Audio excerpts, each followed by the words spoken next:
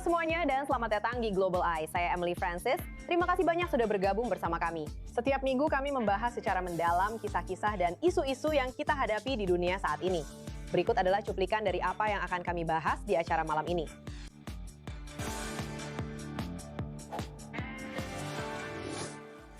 Raksasa AI bersiap untuk go public dengan valuasi platform besar seperti OpenAI yang mendekati $1 triliun. Jadi, apakah AI akan menikmati tren jangka panjang atau justru menjadi gelembung.com berikutnya yang terancam pecah? Apakah platform jejaring profesional LinkedIn menjadi pusat utama bagi agen rahasia Tiongkok yang menyamar untuk mencari staf pemerintah dan militer agar membocorkan rahasia penting? Negara besar mana yang menjadi yang pertama membuat obat penurun berat badan populer, Ozempic, dapat diakses oleh mereka yang tidak punya banyak uang?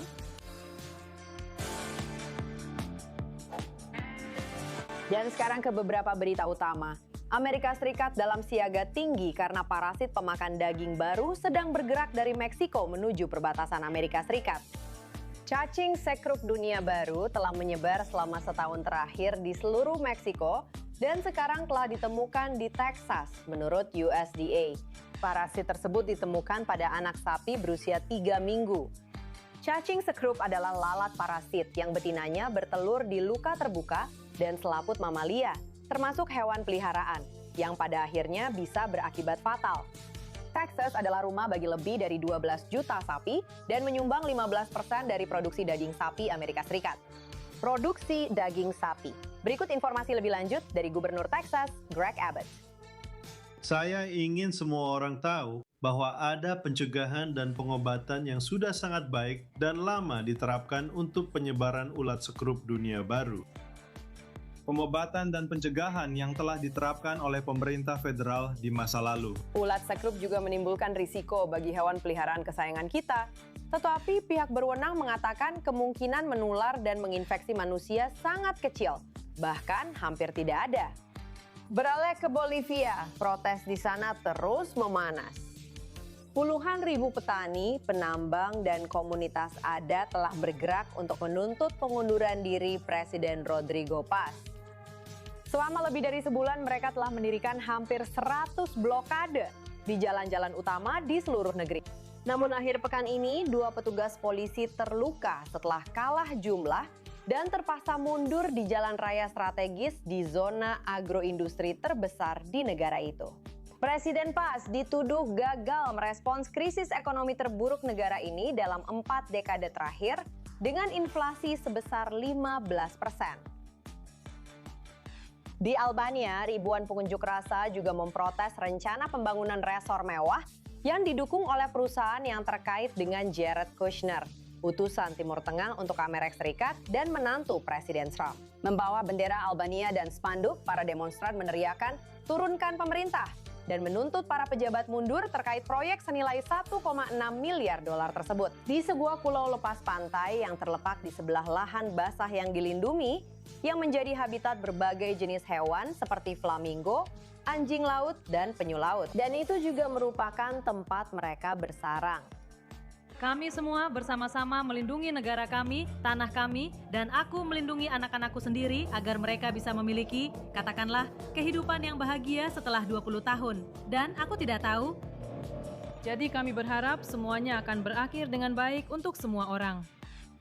Pulau yang luasnya sedikit lebih dari 2 mil persegi ini kira-kira 2 kali ukuran Central Park di New York City. Namun, hanya sebagian dari luas lahan yang akan dikembangkan berdasarkan proposal saat ini, menurut pejabat yang terlibat dalam pengembangan tersebut. Beralih ke Asia, Presiden Korea Selatan telah memilih Menteri Bisnis dan Startup untuk menjadi Perdana Menteri negara tersebut. Jika disetujui oleh parlemen, Han akan menjadi Perdana Menteri perempuan pertama dalam 20 tahun terakhir. Dan jika dia terpilih, dia diharapkan memimpin transformasi AI negara tersebut yang akan menjanjikan pertumbuhan ekonomi Korea Selatan.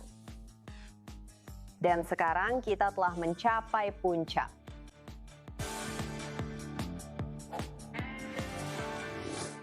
Jadi, AI bukan hanya mengubah cara kita berselancar di internet, menulis teks, menghasilkan gambar, dan banyak lagi. Tetapi juga menimbulkan pertanyaan, seberapa jauh sebenarnya AI bisa membawa kita sebelum gelembung ini pecah.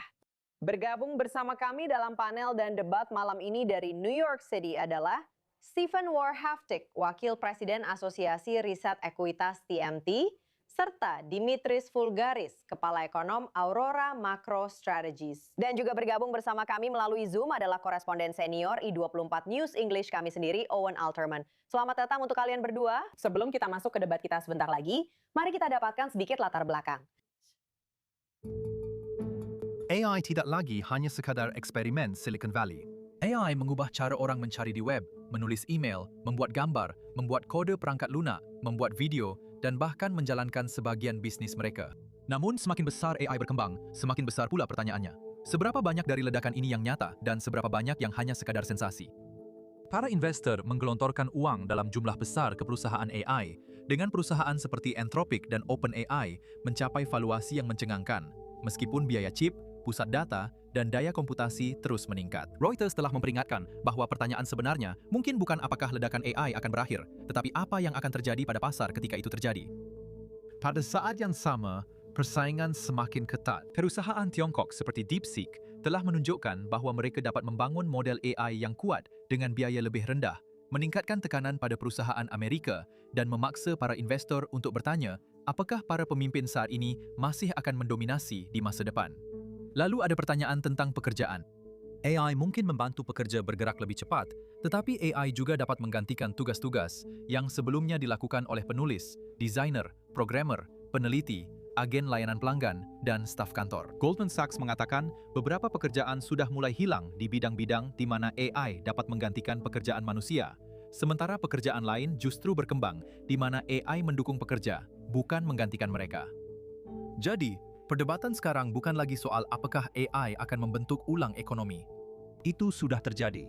Pertanyaan sebenarnya adalah, apakah ini awal dari revolusi teknologi yang bertahan lama, atau apakah perlombaan AI bergerak begitu cepat sehingga gelembungnya bisa pecah sebelum dunia siap menghadapi dampaknya? Jadi itulah pertanyaan triliunan dolar. Kalau kita bicara tentang OpenAI, seperti yang baru saja kita katakan, jadi kita akan mulai panel kita sekarang. Kita akan mulai dengan Stephen. Masing-masing dari kalian punya 30 detik untuk menjawab sebelum kita masuk lebih dalam ke pertanyaan-pertanyaan. Jadi sekali lagi, apakah ledakan AI ini benar-benar nyata? Apakah ini hanya gelembung yang bisa pecah dalam segala hal? Baik dari segi keuangan kita, investasi kita, maupun penggunaan platform-platform ini untuk informasi dan pembuatan berbagai macam hal. Jadi, kita akan mulai dengan Stephen. Saya benar-benar percaya bahwa seluruh pengembangan AI ini sedang berkembang pesat. Ini tidak seperti yang pernah kita lihat di masa lalu, seperti gelembung.com di akhir tahun 1990-an. Saya pikir ini benar-benar tahap awal dari revolusi industri keempat. Alasan saya percaya hal ini adalah karena perusahaan-perusahaan yang berinvestasi pada teknologi AI ini memiliki neraca keuangan yang sangat kuat dan profil arus kas bebas yang sangat baik. Saya pikir ini agak berbeda dengan gelembung.com, di mana saat itu didorong oleh startup tahap awal yang menghabiskan banyak kas dan benar-benar memicu gelembung.com. Dan saya pikir kita masih berada di tahap yang sangat awal dari revolusi AI yang sedang berlangsung dan menjadi pusat perhatian. Baiklah, dan Dimitris, bagaimana menurutmu? Apakah kamu setuju atau tidak setuju? Lihat, menurut saya hal yang menarik dari revolusi teknologi ini, seperti setiap revolusi teknologi lainnya, adalah bahwa ini bisa menjadi keduanya. Ini bisa nyaka dan juga gelembung. Kereta api di akhir abad ke-19 adalah teknologi yang sangat nyata. Orang-orang masih naik kereta sampai sekarang. Tapi, mereka juga menyebabkan gelembung keuangan. Gelembung dan kehancuran.com yang disebutkan oleh Stephen juga didasarkan pada teknologi yang nyata. Kita semua menggunakan internet hari ini, tapi itu juga disertai gelembung. Jadi, bisa saja keduanya terjadi. Ini bisa menjadi sesuatu yang transformatif dalam jangka panjang dan juga menyebabkan valuasi yang sangat tinggi dalam jangka pendek. Dan ya, tentu saja, seperti segala hal, ini tidak selalu hitam dan putih. Dan Alterman akan memberikan pendapatnya sekarang. Apa yang ingin kamu sampaikan, temanku? Emily, yang satu ini akan berakhir 2-1 karena aku akan memilih mereka. Aku bersama Dimitris. Lihat, kamu membaca artikel dan komentar tentang ini dan contoh-contoh dari abad ke-19 tentang rel kereta api dan dari tahun 2000-an tentang gelembung.com dan segala sesuatu di antaranya muncul. Akan aneh jika tidak ada gelembung dan paralelnya memang ada, seperti investasi besar-besaran pada pusat data. Jadi mirip dengan pembangunan rel kereta api di abad ke-19. Dan di sini ada setidaknya 2 resiko besar lainnya. Emily, kamu menyebutkan Tiongkok dan fakta bahwa perusahaan-perusahaan Tiongkok pada akhirnya dengan cara yang asimetris bisa mengalahkan para pesaing mereka dari Amerika Serikat dan juga potensi risiko regulasi. Kita punya 7 perusahaan, 7 besar yang merupakan sekitar 60% dari kapitalisasi pasar di bursa saham. Persentase yang sangat besar. Apakah mungkin ada regulator yang masuk dan mengambil alih keuntungan dari perusahaan-perusahaan besar ini? Dan itu juga bisa mempengaruhi valuasi mereka. Waktunya habis, kita harus kembali lagi kepada Anda. Oke, kita akan mencoba menjaga urutan agar tidak membingungkan karena kalian semua bergabung secara daring. Jadi kita akan mulai lagi secara berurutan. Dimulai dari Steven. Jadi pertanyaannya, perusahaan seperti OpenAI dan Anthropic, apakah mereka memang layak dengan valuasi yang mereka tetapkan itu? Atau menurutmu valuasi mereka terlalu berlebihan? Sehingga meskipun teknologinya bagus, hal itu bisa menimbulkan masalah bagi konsumen atau pihak yang bertaruh pada mereka. Menurut saya, valuasi untuk OpenAI dan Anthropic itu cukup adil. Maksud saya, kita sedang membicarakan perusahaan-perusahaan yang mengalami tingkat pertumbuhan yang belum pernah terjadi sebelumnya selama 20 tahun terakhir di industri manapun. Dan inilah yang benar-benar kita lihat pada kedua perusahaan tersebut. Anthropic mencapai tingkat pendapatan tahunan sebesar 47 miliar dolar. OpenAI juga mencapai tingkat pendapatan tahunan sebesar 25 miliar dolar.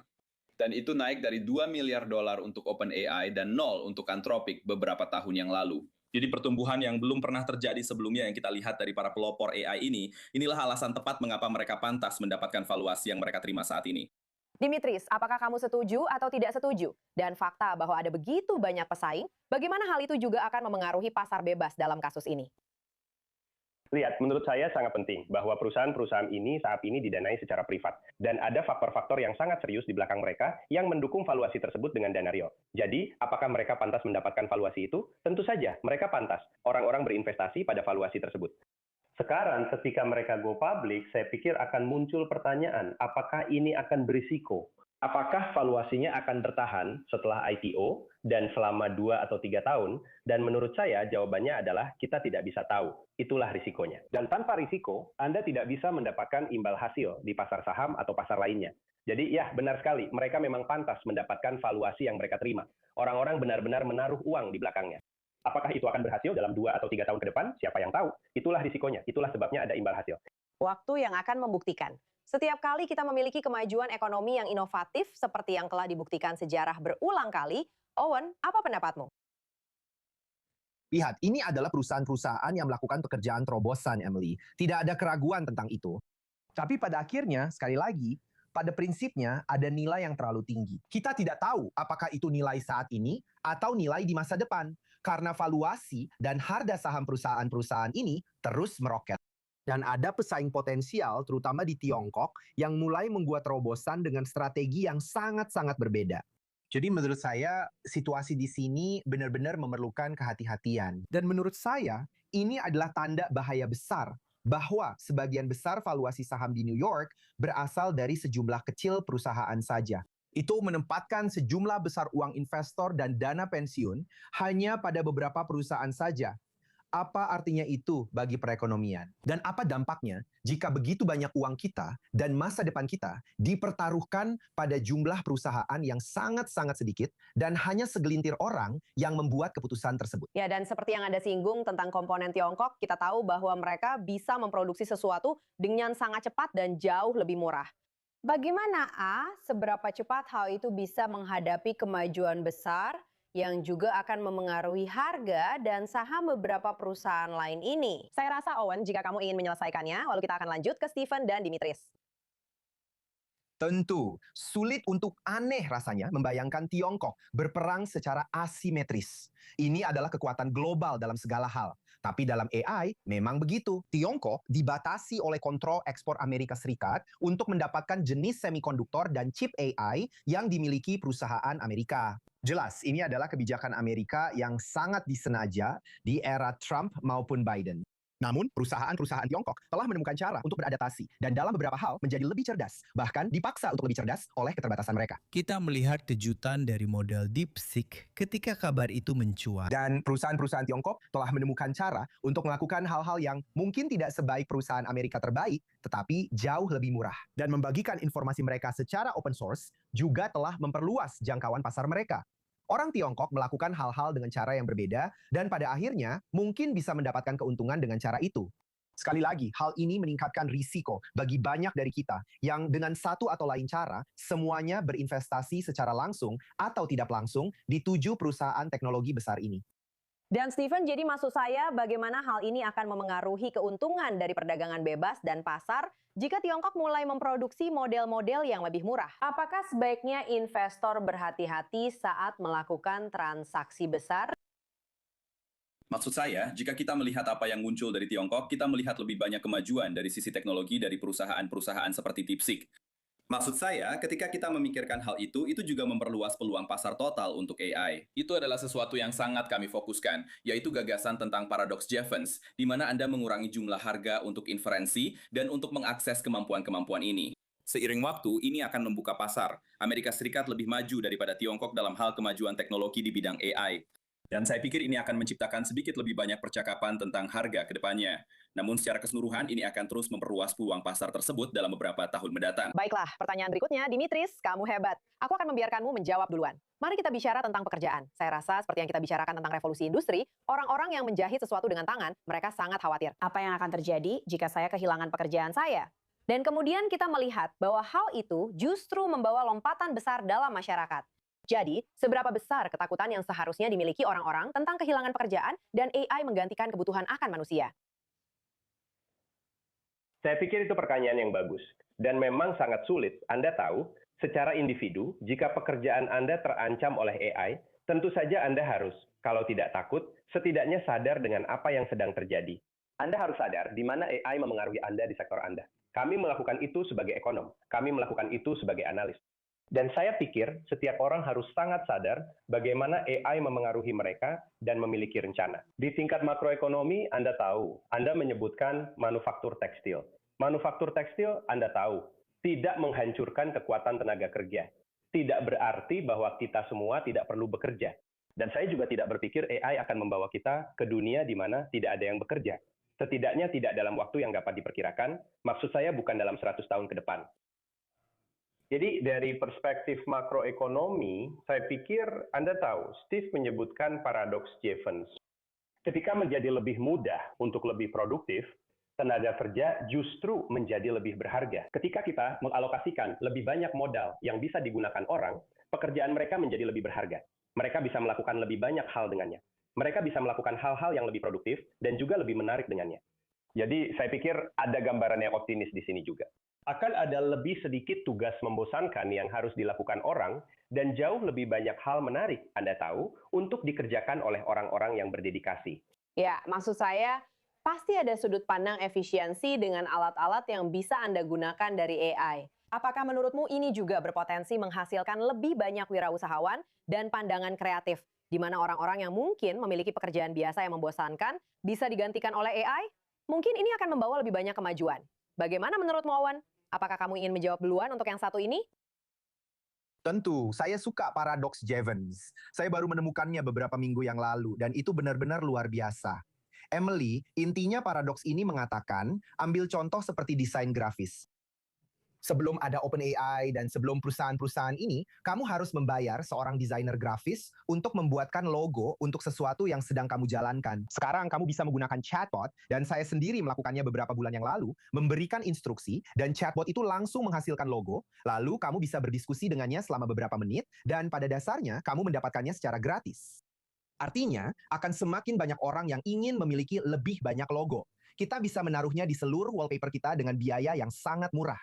Tapi itu berarti akan ada lebih banyak permintaan untuk desain grafis. Dan ini memperluas cakrawala serta wawasan orang-orang untuk terbuka pada ide dan penggunaan hal ini. Dan mungkin proyek-proyek yang lebih kompleks adalah yang akan tetap membutuhkan manusia untuk mengerjakannya. Jadi, para desainer grafis di luar sana mungkin tidak akan mengerjakan 90% atau 99% dari semua proyek.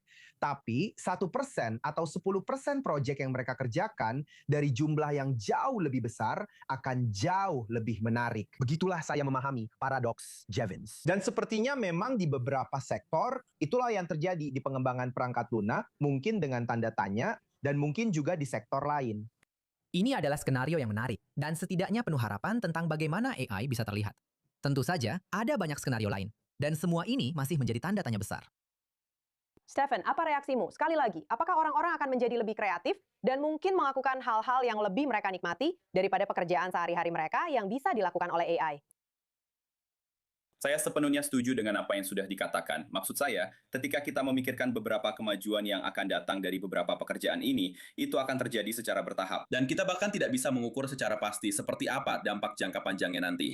Maksud saya, ketika kita memikirkan beberapa revolusi teknologi yang sedang terjadi, ada pekerjaan di tahun 1950-an yang tergantikan ketika kita mencapai tahun 2000-an saat internet mulai benar-benar terintegrasi di seluruh ekosistem perusahaan.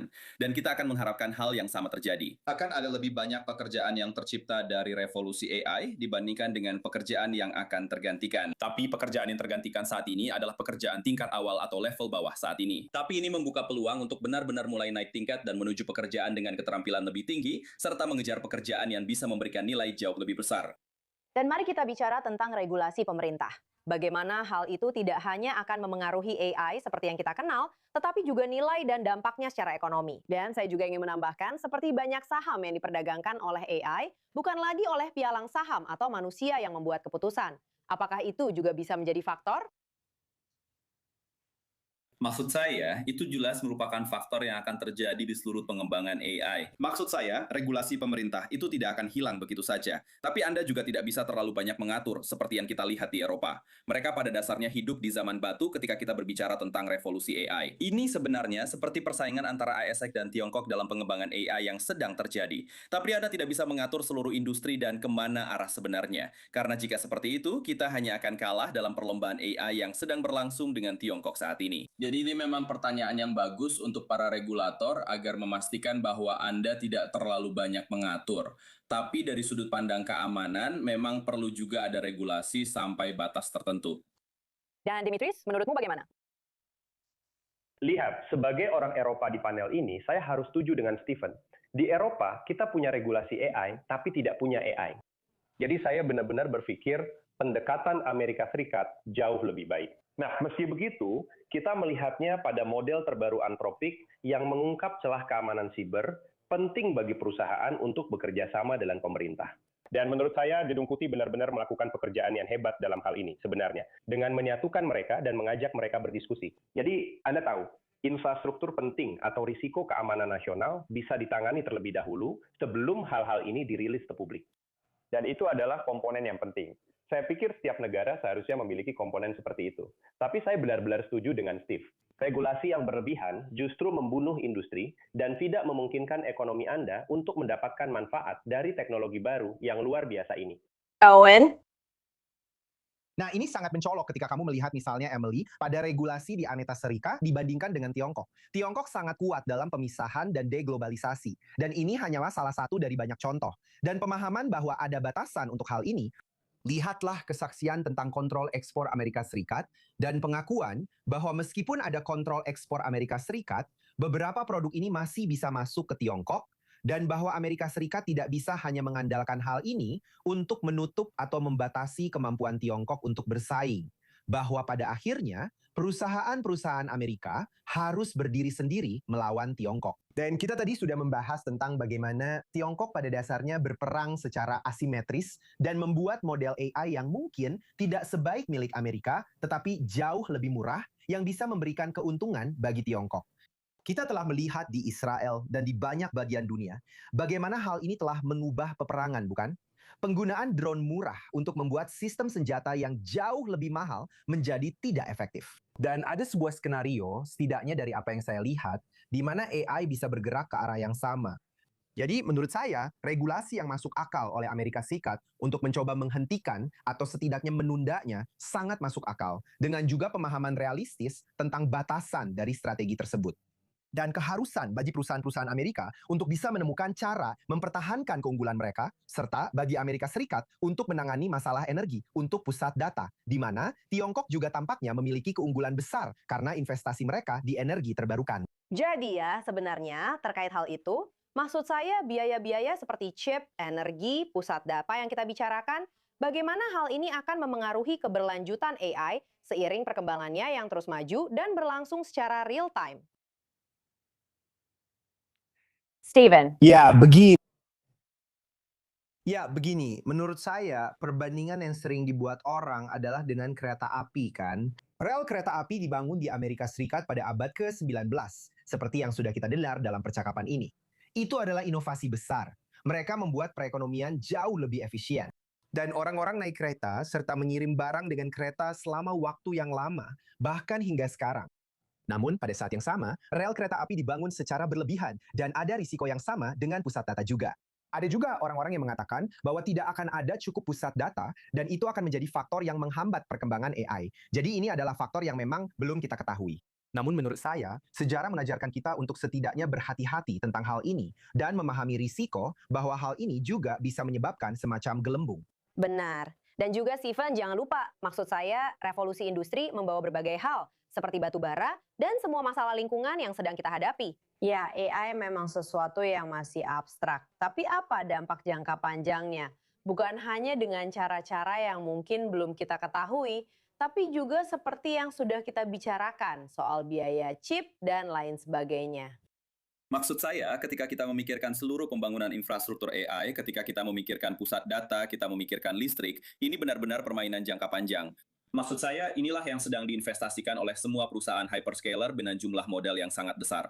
Mereka menggandakan pengeluaran capex AI tahun ini dibandingkan tahun lalu, dan mereka benar-benar berusaha mengejar peluang itu. Dan mereka melihat kapasitas untuk banyak permintaan dalam pipeline mereka masih terus terlampaui.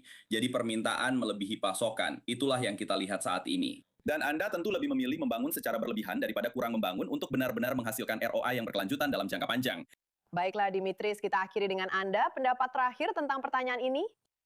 Ya, untuk kembali ke pasar, saya rasa sangat penting untuk memahami bahwa Anda tahu penerapan ini, penggunaan modal ini sangat mahal.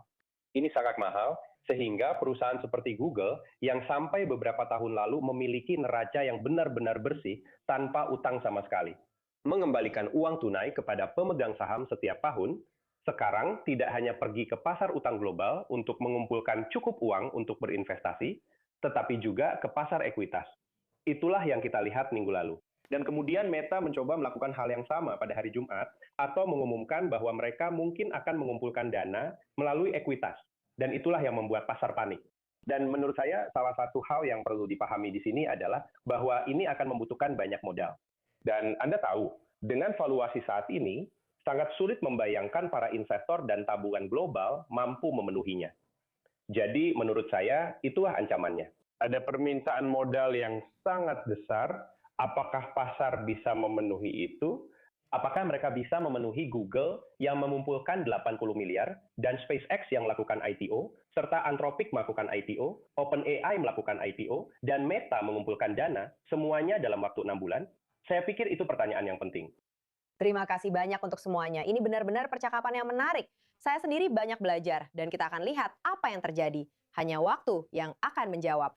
Tapi sekali lagi, AI terus berkembang dan menjadi lebih baik setiap harinya. Jadi ini jelas merupakan perubahan yang sangat cepat di dunia kita. Terima kasih semuanya. Terima kasih banyak, terima kasih. Dan jangan kemana-mana, kami akan segera kembali. Istirahat sebentar, dan kami akan kembali dengan banyak hal lainnya. Tentu saja.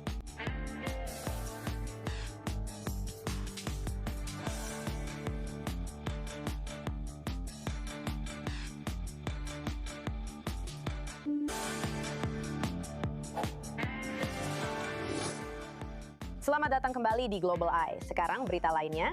Meskipun mereka berbagi perbatasan hampir 900 mil, pemimpin Tiongkok belum pernah menginjakan kaki di Korea Utara selama 7 tahun. Pemimpin Korea Utara Kim Jong-un menjadi tuan rumah bagi Presiden Tiongkok Xi Jinping selama 2 hari Minggu ini. Mereka akan membahas beberapa topik termasuk pariwisata dan kerjasama militer. Hubungan mereka telah tegang selama bertahun-tahun dengan Tiongkok mendesak Kim Jong-un untuk menghentikan program nuklirnya. Namun, minggu lalu pemimpin Korea Utara itu menyerukan peningkatan secara eksponensial persenjataan nuklir negara tersebut. Demikian pula, Korea Utara berhati-hati agar tidak terlalu bergantung pada Tiongkok yang merupakan ekonomi terbesar kedua di dunia. Di Somalia, pasukan keamanan berhasil memulihkan ketertiban di ibu kota negara itu, Mogadishu.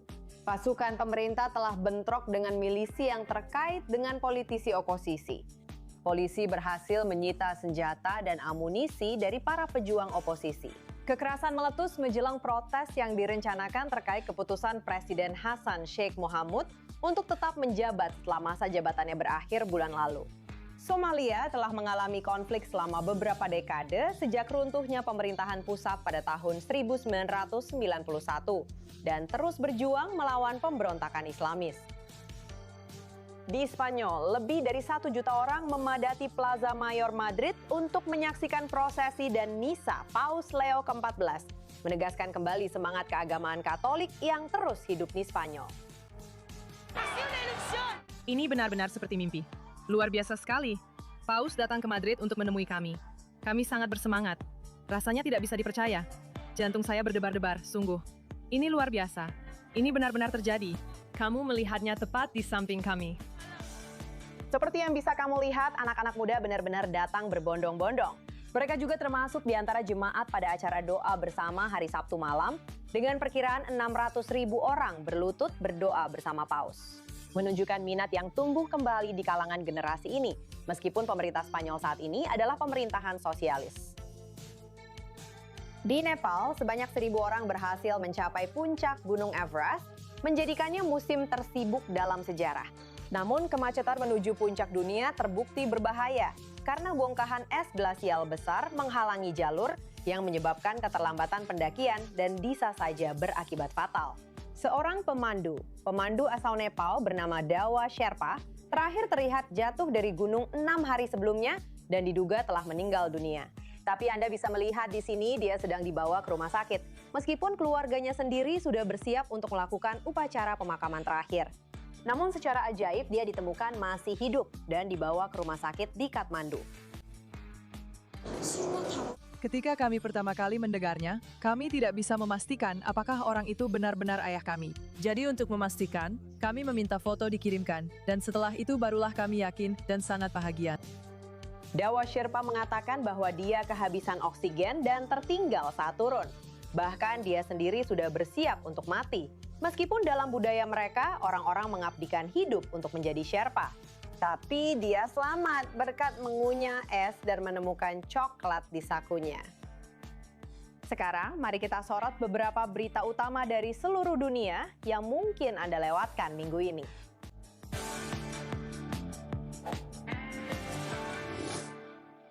LinkedIn dikenal sebagai platform media sosial untuk bisnis dan jaringan, bukan alat untuk membagikan rahasia pemerintah. Namun, sebuah badan intelijen Five Eyes yang merupakan aliansi antara Australia, Kanada, Selandia Baru, Inggris, dan Amerika Serikat menandai ancaman serius dari Tiongkok. Dalam buletin bersama, mereka menginformasikan kepada publik bahwa mata-mata Tiongkok berusaha merekrut pegawai pemerintah dan militer untuk membocorkan rahasia. Bagaimana ini bisa terjadi? Nah, kita akan mengajukan beberapa pertanyaan serius. Dan kita sudah terhubung secara langsung dengan mantan petugas operasi rahasia CIA, Michael Baker. Halo, dan terima kasih sudah hadir di sini, Michael. Sama-sama, terima kasih. Jadi, pertama-tama, ini adalah pemikiran yang sangat menakutkan. Banyak orang menggunakan LinkedIn. Sudah berapa lama diyakini bahwa para mata-mata ini mencoba merekrut intelijen dan rahasia? Ya, sejujurnya mungkin sejak LinkedIn mulai beroperasi. Jadi ini bukan hal baru. Anda tahu, ide bahwa aparat intelijen Tiongkok, baik itu Kementerian Keamanan Negara atau elemen intelijen PLA, mereka akan menggunakan apapun yang tersedia bagi mereka, bukan? Dan mereka terbukti mungkin menjadi pelaku paling agresif dalam hal yang kita sebut sebagai spionase ekonomi, atau aksi-aksi siber. Jadi penggunaan LinkedIn itu hanyalah salah satu alat lain di dalam tas perlengkapan mereka, bisa dibilang begitu. Jadi maksud saya bagaimana mereka menggunakannya? Sekali lagi, maksud saya LinkedIn kalau seseorang menanyakan pertanyaan pribadi tentang pekerjaan saya pasti akan curiga. Dan saya jelas bukan seseorang dengan jabatan yang berhubungan dengan rahasia pemerintah. Itu pertanyaan yang bagus, tapi kenyataannya adalah metodenya, maaf. Saya tidak dikenal karena kata-kata besar saya. Tidak pernah benar-benar berubah. Yang berubah adalah teknologi, dan itu memungkinkan layanan Intel beroperasi dengan cara yang berbeda. Tapi maksud saya sebelum katakanlah internet, ya, lalu operator Intel Tiongkok akan muncul di sebuah konferensi di suatu tempat di dunia. atau acara akademis atau seminar. Dan mereka akan mencari peserta yang menjadi orang yang menarik bagi mereka. Dan siapa itu? Nah, itu adalah orang-orang yang punya akses ke informasi militer, informasi pemerintah, informasi intelijen, informasi komersial, benar? Segala sesuatu menarik bagi aparat Intel Tiongkok, dan mereka punya sumber daya serta motivasi untuk pada dasarnya menyedot semua informasi. Jadi di masa lalu kamu akan datang ke acara-acara seperti ini, kamu membangun relasi, mungkin bertukar surat, lalu mencoba mengundang mereka untuk membantu penelitian atau proyek yang sedang kamu kerjakan. Dan semuanya tampak sangat tidak berbahaya. Mereka tidak langsung meminta informasi rahasia sejak awal. Sekarang dengan LinkedIn dan berbagai aplikasi lainnya, ruang geraknya jadi jauh lebih luas. Jadi mereka punya lebih banyak kesempatan untuk menjangkau, menghubungi orang-orang yang menurut mereka memiliki akses ke informasi yang berharga. Dan secara perlahan dan halus mulai mencoba membangun hubungan. Mereka berharap pada akhirnya itu akan membuat orang tersebut direkrut dan kemudian memberikan informasi rahasia. Tapi ngomong-ngomong, siapa sih yang ngobrol panjang di LinkedIn? Meskipun kamu mulai membangun hubungan, orang-orang kan sibuk. Mereka sibuk bekerja. Jadi, bagaimana itu bisa terus berlanjut? Ya, kamu lakukan langkah demi langkah. Kamu lakukan langkah demi langkah. Seringkali semuanya dimulai dengan sangat biasa saja. Saya membaca publikasi atau makalah Anda atau apapun itu jika itu tipe akademis atau spesialis riset. Dan kamu tahu dari situ semuanya perlahan mulai berkembang. Dan kemudian kamu berusaha untuk membangun kontak yang lebih permanen. Bisakah kita bertukar detail kontak? Dan saya akan mengirimkan beberapa email kepada Anda. Atau kamu tahu, saya sedang mengerjakan makalah ini dan saya benar-benar kesulitan pada topik ini. Apakah ada cara mungkin Anda bisa membantu? Dan mungkin lain kali ketika kesempatan itu ada, mungkin saya bahkan bisa memberikan Anda sedikit uang saku, sedikit uang untuk kamu tahu sebagai ucapan terima kasih. Dan kemudian pada akhirnya mungkin kamu tahu, kamu mengembangkan hubungan itu menjadi pertemuan pribadi kan? Dan mungkin kamu mengadakan pertemuan itu dan melakukan beberapa penilaian. Mungkin kemudian kamu menyerahkan orang itu kepada seseorang yang sedikit lebih berpengalaman dalam operasi Intel. Dan tiba-tiba kamu tahu, yang kamu lakukan adalah mencari individu yang bersedia memulai jalan itu. Dan kamu mencari celah yang bisa dimanfaatkan dan kelemahan. Dan kamu mencari peluang. Dan begitu kamu memasang umpan itu, artinya begitu mereka memberimu beberapa informasi. Bahkan jika awalnya tampak tidak berbahaya, dari sudut pandang operator intelijen, kamu sekarang sudah memasang umpan itu. Sekarang kamu mulai membawa mereka ikut serta. Jadi jelas, ini cukup banyak yang harus dipantau. Bahkan jika kamu adalah petugas intelijen paling berpengalaman, atau CIA atau apapun itu dengan negara-negara ini. Jadi, seiring media sosial semakin marak dan semakin banyak alat yang tersedia, apa yang bisa dilakukan oleh badan-badan mata-mata ini untuk mempersiapkan diri menghadapi ancaman baru ini? Nah, ada beberapa hal. Salah satunya adalah membuka dialog yang lebih terbuka dengan komunitas akademik dan sektor komersial di berbagai bidang. Karena sekali lagi, dari sudut pandang operator intelijen Tiongkok, mereka tertarik pada segala hal, bukan? Jika Anda memiliki sebuah perusahaan, Anda mungkin berpikir, ya, mereka tidak akan pernah tertarik pada saya. Saya hanya memproduksi beberapa barang kecil saja. Nah, mungkin saja bagian tertentu dari barang kecil itu memiliki komponen yang penting dari sudut pandang mereka untuk sesuatu yang sedang mereka kerjakan. Jadi Anda tidak pernah bisa mengatakan bahwa mereka tidak akan tertarik pada bisnis Anda, bukan? Karena Anda tidak tahu apa yang ingin mereka masukkan ke dalam kantong mereka. Jadi Anda harus berdialog, Anda harus menjelaskan apa yang sedang terjadi. Dan sebagian itulah mengapa mereka mengeluarkan penilaian seperti ini yang membahas tentang LinkedIn. Mereka perlu memberitahu dan mendidik orang agar bisa sedikit lebih skeptis ketika didekati. Lagi pula, hal ini terjadi terus-menerus. Apakah Anda berada di dunia pertanian dan membicarakan tentang rekayasa genetika? Apapun itu, atau Anda membicarakan tentang komponen penggunaan ganda untuk sesuatu yang bisa berakhir di drone, memang ini adalah medan permainan yang sangat luas. Jadi hal lain yang harus Anda lakukan adalah Anda tahu, Anda harus sangat agresif di dunia kontra intelijen. Dan baru-baru ini di Amerika Serikat Anda tahu, ada beberapa kasus di mana kami telah mengidentifikasi dan menuntut individu yang bekerja sama dengan intelijen Tiongkok. Wow, sangat menarik dan juga sangat menakutkan dalam banyak hal. Terima kasih banyak, Michael Dacre. Jaga diri baik-baik. Nah, di Amerika Serikat dan Kanada saja, 1 dari 8 orang dewasa telah menggunakan obat penurun berat badan Ozempic. Tapi harganya sangat mahal bagi banyak orang dengan harga eceran setinggi $1.000 per bulan.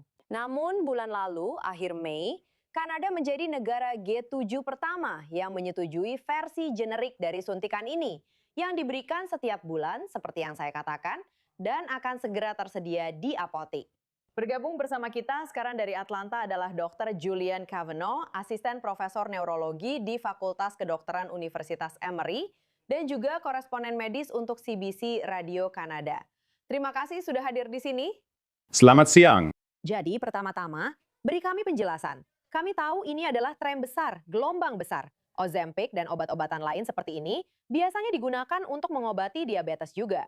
Dan dengan begitu banyak badan pengawas, bagaimana obat ini bisa diberikan begitu saja kepada orang-orang yang ingin menurunkan berat badan secara tiba-tiba, padahal sudah berpuluh-puluh tahun, bahkan berabad-abad orang mencari pil ajaib. Ya, itu karena Ozempic bukan obat diabetes. Ini adalah obat neuro ajaib yang memodulasi kemampuan tubuh untuk merasakan rasa penuh, rasa kenyang, lapar, serta nafsu makan.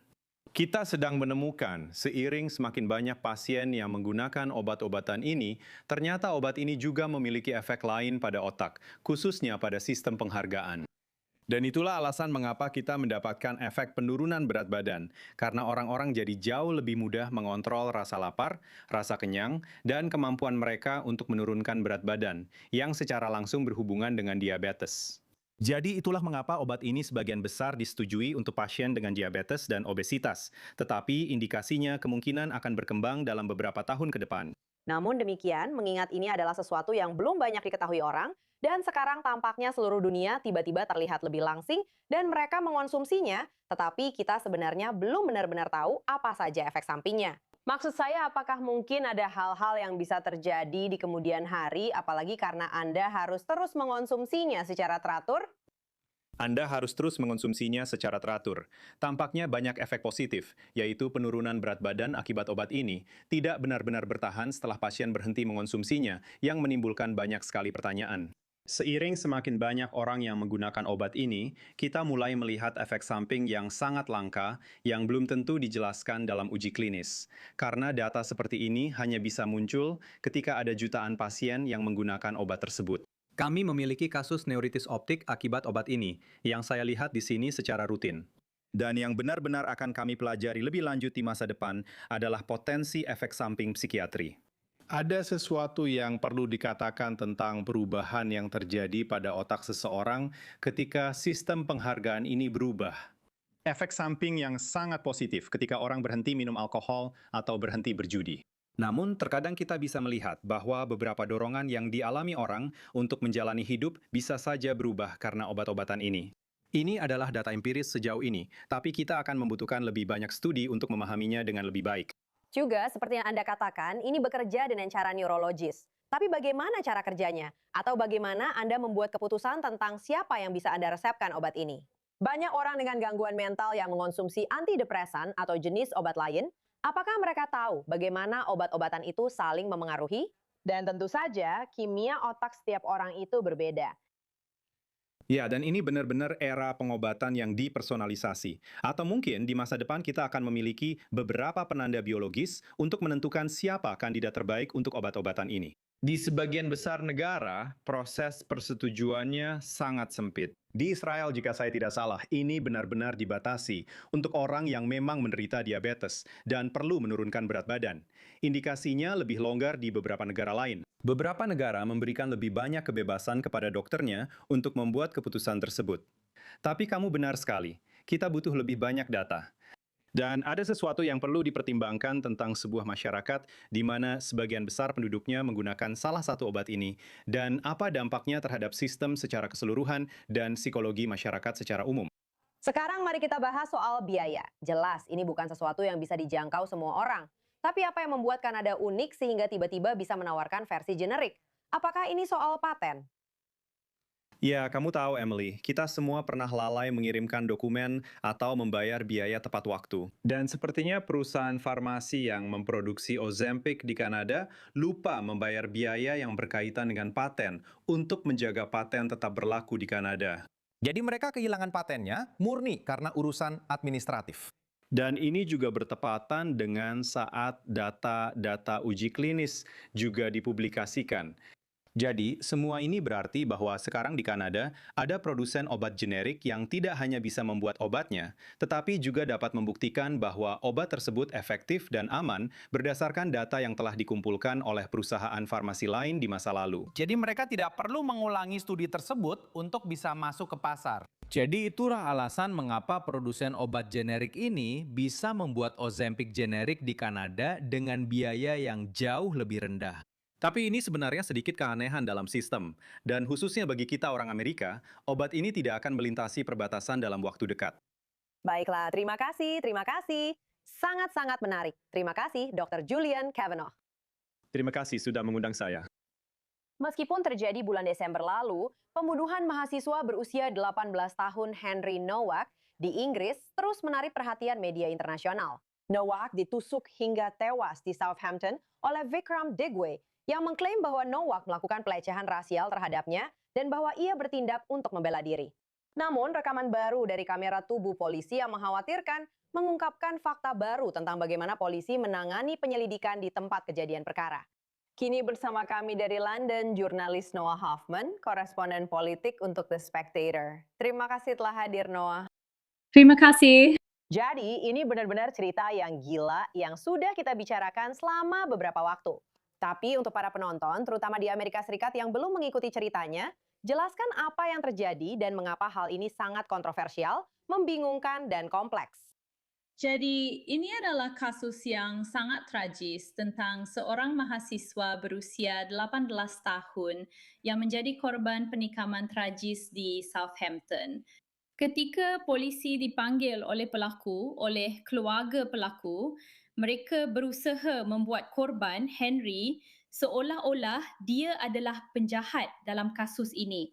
Dan mereka menggunakan klaim bahawa Henry telah bersikap rasis terhadap Vikram Digwa yang merupakan seorang Sikh sebagai semacam pengalihan untuk mengubah narasi tentang apa yang sebenarnya terjadi. Sekarang Henry, ketika polisi tiba di sana, sudah ditusuk dan dia mengatakan kepada polisi, "Saya sudah ditusuk, saya butuh bantuan." Namun mereka berkata, "Kami tidak percaya padamu." Mereka memborgolnya. Dia berkata, "Saya tidak bisa bernapas," berulang kali. Dan itulah detik-detik terakhirnya sebelum meninggal. Dia kemudian meninggal karena polisi tidak menangani luka tusuknya. Dan dia telah dituduh sebagai seorang rasis. Nah, dengan demikian, tindakan apa yang bisa diambil? Apakah ini merupakan kejahatan dari pihak polisi, terlepas dari siapa yang bersalah, untuk memborgolnya dan langsung mengambil keputusan seperti itu? Jadi, kasus ini memiliki dampak politik yang besar di Britania Raya, terutama karena telah memicu perdebatan tentang kondisi kepolisian. Dan apakah mungkin hal ini dipengaruhi oleh politik identitas dan agenda DEI, seperti yang kita lihat setelah gerakan Black Lives Matter? Dan ketika politik identitas benar-benar menjadi sorotan utama dalam banyak diskusi publik.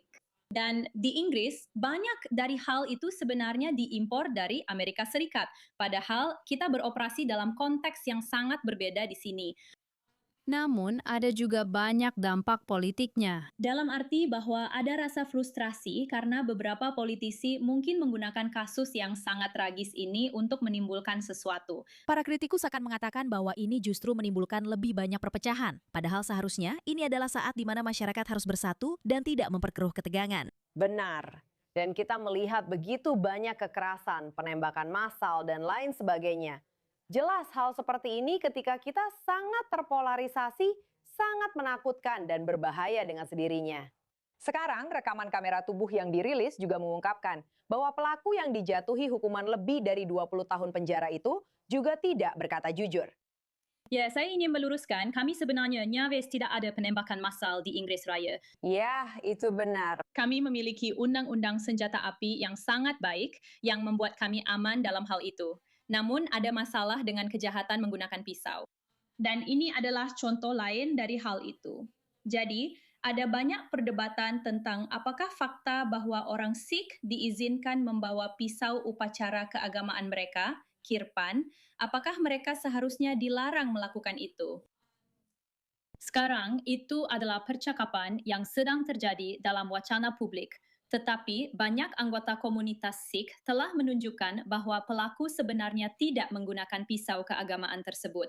Dia menggunakan pisau yang berbeda untuk melakukan serangan itu dan mereka berpikir bahwa ini semacam pengalihan isu dan bukan masalah utama yang sedang dibahas. Jadi ada banyak pertanyaan yang muncul dari kasus yang sangat menyedihkan ini. Dan mari kita bicara tentang Wakil Presiden J.D. Vance yang dikenal sebagai seorang isolasionis tetapi suka berkomentar ketika menyangkut masalah imigrasi. Dia ikut berkomentar dan menyalahkan para migran dan yang disebut-sebut meskipun sebenarnya dia adalah warga negara Inggris. Jadi, apakah tidak pantas bagi Wakil Presiden Vance untuk ikut campur dan mengatakan sesuatu? Dan apa saja dampaknya dari dalam jajaran politik Inggris? Jadi saya rasa sebagian besar masyarakat di sini sepakat bahawa campur tangannya cukup konyol. Dan mungkin anda tahu punya sikap bahawa dia seharusnya membereskan urusannya sendiri sebelum ikut campur dan menggurui tentang negara lain serta ikut campur dalam urusan dalam negeri.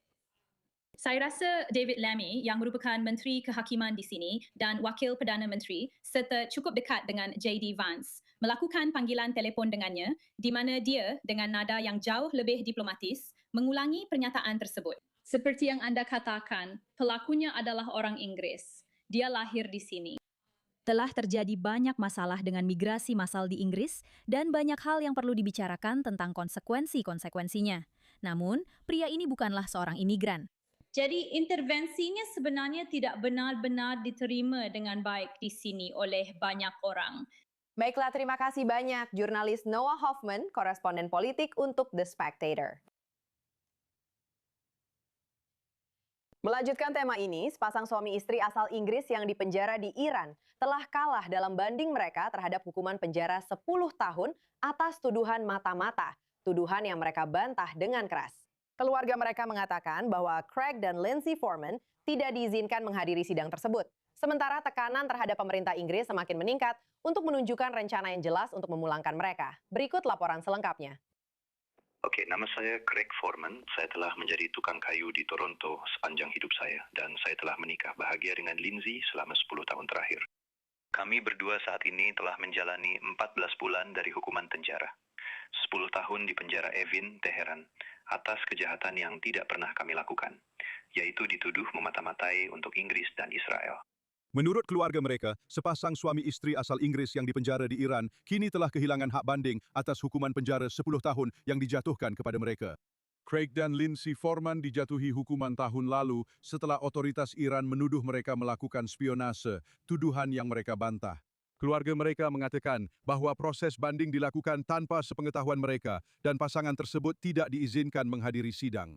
Mereka juga mengatakan Craig dan Lindsay diminta menandatangani dokumen dalam bahasa Farsi yang tidak bisa mereka baca. Nah, kami sudah masuk dan sekarang kami akan mengucapkan selamat tinggal pada speeder. Jadi, kami akan mengemudi dan mengambil semua perlengkapan untuk dimasukkan ke mobil teman-teman. Baik kami, lalu kami akan pergi. Pasangan itu telah melakukan perjalanan dengan sepeda motor sebelum mereka ditahan di Iran. Putra Lindsay Foreman, Joe Bennett, mengatakan bahwa dia telah berkomunikasi secara rutin dengan ibunya, tetapi dia mengatakan kondisi di dalam penjara sangat memprihatinkan. Saya bisa berbicara dengan ibu saya hampir setiap hari. Saya mendengar kabar darinya pagi ini. Dengar, kondisinya memang buruk sejak mereka tiba, terutama sejak ibu saya datang pada bulan Oktober. Anda tahu, penjaranya penuh tikus, penuh hama, dan sangat kotor. Itu tidak higienis. Anda tahu, ini bukan sesuatu yang biasa mereka alami. Maksud saya, ini penjara, tapi dalam kondisi yang benar-benar sangat buruk. Dan dengar, mereka memberitahu kami bahwa Anda tahu, pada malam hari mereka mendengar suara jet lewat di atas. Mereka mendengar bom-bom meledak di daerah sekitar luar penjara Evin. Dan salah satu bom jatuh sangat dekat dengan penjara, sehingga benar-benar, Anda tahu, membuat jendela dan langit-langit berlubang. Jadi mereka sangat khawatir. Maksud saya, itu masih dikatakan dengan ringan. Mereka benar-benar ketakutan. Kehakiman Iran belum segera memberikan komentar terkait keputusan banding tersebut. Kementerian Luar Negeri Inggris mengatakan mereka kecewa dan akan terus berupaya memastikan Craig dan Lindsay dapat kembali dengan selamat ke Inggris. Namun, keluarga mengatakan bahwa meskipun komunikasi dengan pejabat Inggris terus berjalan, mereka masih belum melihat adanya rencana yang jelas untuk memulangkan mereka. Dalam hal dukungan yang kami terima dari pemerintah Inggris, sejujurnya mereka cukup baik dalam berkomunikasi dan menjadi tempat curhat emosional bagi keluarga ketika kami merasa khawatir, frustrasi, atau apapun itu. Dalam hal dukungan, mereka telah memberikan akses konsuler kepada mereka. Tapi Anda tahu, sudah 3 bulan sejak terakhir kali mereka mendapat akses konsuler. Dukungan yang paling berarti bagi kami adalah rencana mereka untuk memulangkan orang tua saya. Dan saat ini, kami belum melihat adanya rencana, strategi, atau perubahan apapun terkait hal itu. Jadi kalau saya jujur, dukungannya sangat minim. Pemerintah Inggris sebelumnya telah menyebut hukuman untuk Foreman sama sekali tidak dapat dibenarkan. Namun setelah banding yang gagal, keluarga mereka mengatakan kasus ini telah memasuki tahap yang lebih mendesak dengan pasangan itu masih di penjara, masih menyangkal tuduhan, dan masih menunggu jalan keluar. Dan sebelum kita berpisah, kita bisa mengambil nafas sejenak. Sekali lagi, diplomasi panda menjadi sorotan utama karena semua jenis panda dianggap sebagai milik negara Tiongkok. Bahkan ketika mereka ditinjamkan ke kebun binatang dan fasilitas penelitian di seluruh dunia. Sekarang, 2 panda dari kebun binatang Shanghai di Tiongkok telah tiba dengan selamat di kebun binatang Taipei dengan banyak kemeriahan dan upacara. Meskipun mereka harus menjalani karantina selama sebulan, mereka akan dilepas agar pengunjung dan penonton dapat menikmatinya. Mereka adalah jenis yang kecil, seperti yang bisa Anda lihat, mirip dengan rakun, dan mereka hampir terancam punah.